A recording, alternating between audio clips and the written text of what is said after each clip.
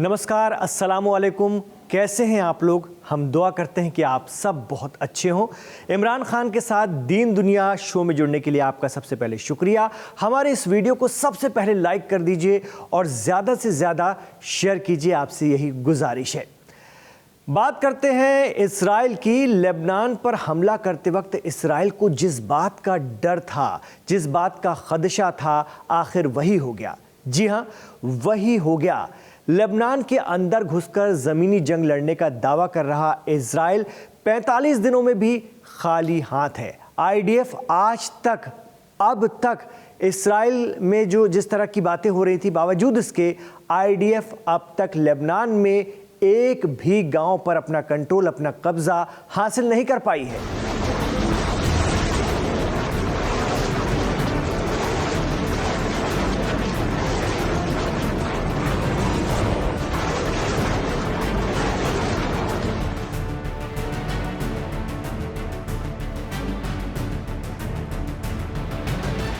Hezbollah आज भी लड़ा जा रहा है, लड़ते जा रहा है। 1982 और 2006 में तो इस्राइल फिर भी बैरूत तक पहुंच गया था और 2006 की जंग में तो 12 जुलाई से 14 अगस्त के बीच यानी एक माह में ही हिजबुल्लाह के जरिए लेबनान से खदेड़ा गया, ऐसा मीडिया रिपोर्ट्स कहती हैं। लेकिन इस बार जमीनी जंग में उतरकर कहीं जल्दबाजी तो नहीं कर गया इस्राइल? ये सवाल अब उठने लगे हैं।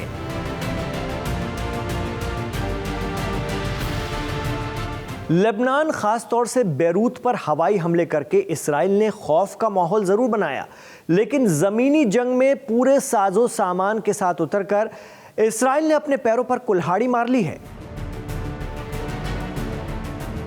इस बात को हम नहीं बल्कि हिजबुल्लाह के जरिए जारी एक वीडियो बयां कर रहा है। इस वीडियो को ईरान की सरकारी न्यूज एजेंसी इरना ने जारी किया है। वीडियो के जरिए हिजबुल्लाह ने दावा किया है कि उसने इन 45 दिनों में इस्राइल के 100 फौजी मार दिए हैं, 1000 से ज्यादा सैनिकों को जख्मी कर दिया है, 43 मरकावा टैंक तबाह कर दिए हैं, 8 मिलिट्री बुलडोजर मार गिराए हैं, 2 आर्म्ड पर्सनल व्हीकल्स और 2 दीगर सैन्य वाहन को बर्बाद कर दिया, 2 खास किस्म के ड्रोन मार गिराए तो 2 हार्मेस 900 और 4 हार्मेस 450 ड्रोन को तबाह कर डाला। अगर हिजबुल्लाह के दावों को सही माने तो ये इतने कम वक्त में आईडीएफ को एक बहुत बड़ा नुकसान है। क्या वाकई इस्राइल लड़ लड़कर हताश हो गया है? ईरान में रिसर्च स्कॉलर मौलाना मोहम्मद जमीर अब्बास जाफरी मानते हैं कि ईरान में ये चर्चा आम है कि इस वक्त इस्राइल बेहद ज़ईफ, बेहद कमज़ोर हो चुका है। इजराइल बहुत ज़ईफ और बहुत कमज़ोर हो गया है। लेबनान के फ्रंट पे अगर आप गौर करेंगे तो लेबनान के फ्रंट पे 45 डेज से ज़्यादा हो गया है। उन लोगों ने कहा था कि हम बेरूत तक पहुंच जाएंगे। जब 1982 में आए थे तो सिर्फ कुछ दिनों में बेरूत तक पहुंच गए थे, लेकिन आज ये हालत है कि 45 डेज के बावजूद, 60,000 से ज़्यादा सोल्जर्स होने के बावजूद, टैंक्स होने के बावजूद, एरियल सपोर्ट होने के बावजूद जो है आज तक वो लेबनान के अंदर एक गांव भी वो कब्जा नहीं कर पाए हैं। ऑफिशियल फिगर्स के मुताबिक 150 से ज़्यादा इजरायली सोल्जर्स मारे जा चुके हैं बॉर्डर पे और 1000 से ज़्यादा इजरायली सोल्जर्स इस वक्त जो हैं इंजर्ड हैं और बहुत सीवियर इंजरी उनको हुई है। इतना ही नहीं, इस्राइल की राजधानी तेल अवीव और पोर्ट सिटी हाइफा पर करीब करीब रोज ही हिजबुल्लाह के जरिए हमले किए जा रहे हैं। हिजबुल्लाह ने तो यह भी दावा किया है कि उसने इस्राइल की राजधानी तेल अवीव में इस्राइली आर्मी के हेडक्वार्टर पर एक दिन में 2 बार हमलों को अंजाम दिया। यह हमला 13 नवंबर को किया गया। इसे किरिया बेस के नाम से जाना जाता है, जहां इस्राइल की defence ministry, general office staff, war room, air force command and control centre मौजूद है। हिजबुल्लाह के मुताबिक ये ऑपरेशन ड्रोन के जरिए अंजाम दिया गया। जानकार मानते हैं कि अपनी इंटरनल पॉलिटिक्स और लंबी लड़ाई के चलते इस्राइल कमजोर होता जा रहा है।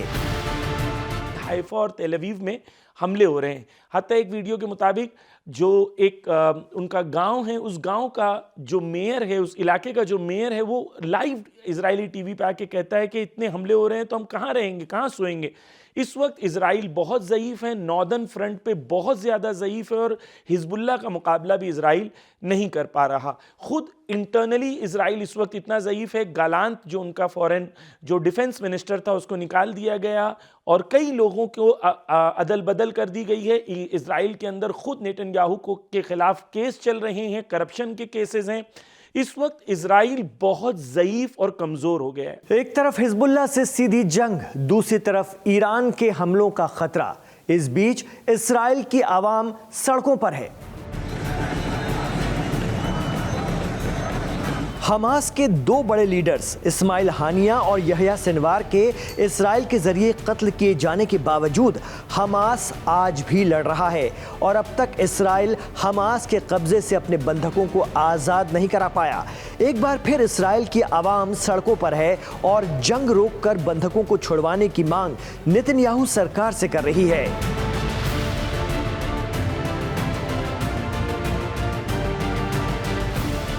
मीडिया रिपोर्ट्स के मुताबिक हिजबुल्लाह के जरिए हर रोज ही हमले झेल रही और नुकसान उठा रही इस्राएली फोर्स गजा में मजलूमों पर अब भी आक्रामक है।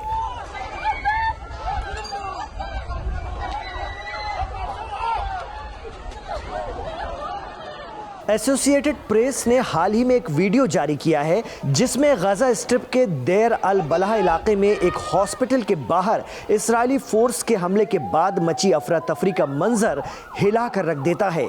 अपनी जान बचाने के लिए लोगों की जद्दोजहद बता रही है कि गजा के लोग पिछले 1 साल से ज्यादा वक्त बीत जाने के बावजूद आज भी किन हालात में जिंदगी गुजार रहे हैं। लेकिन ऑर्गेनाइजेशन ऑफ इस्लामिक कोऑपरेशन, जिसमें 4 महाद्वीपों के 57 मुस्लिम देश शामिल हैं और ये पिछले दिनों सऊदी अरब की राजधानी रियाद में जमा भी हुए थे, इन्होंने क्या ठोस किया, क्या अहम कदम उठाया, ये बड़ा सवाल है। ओआईसी की मीटिंग में जो निंदा या आलोचना के प्रस्ताव पास हुए, उनकी क्या वैल्यू है? क्या इस्राइल और अमेरिका पर उनका कोई असर होगा? ओआईसी के जरिए कुछ भी ऐसा हुआ जो गजा और लेबनान के लोगों के जख्मों पर मलहम लगा सके? ये सवाल भी अब मंजरे आम पर है।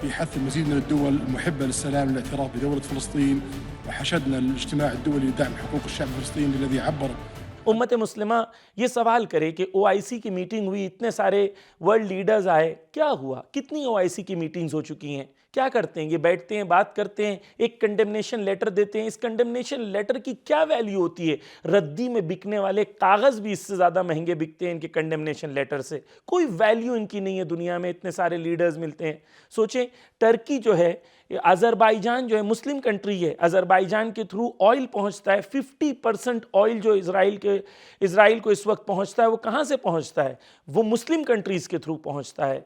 तो दीन दुनिया शो से आखिर तक जुड़ने के लिए, इमरान खान से कनेक्ट रहने के लिए बहुत शुक्रिया। आप हमारे शो को लाइक कर रहे हैं, पसंद कर रहे हैं, इसे ज़्यादा से ज़्यादा शेयर भी कर रहे हैं, इसके लिए भी आपके हम बहुत बहुत शुक्रगुजार हैं।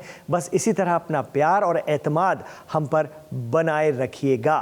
हमारे चैनल लाइव हिंदुस्तान को सब्सक्राइब ज़रूर कीजिए। मुझे दीजिए इजाज़त, लेकिन दुआओं में याद रखिए।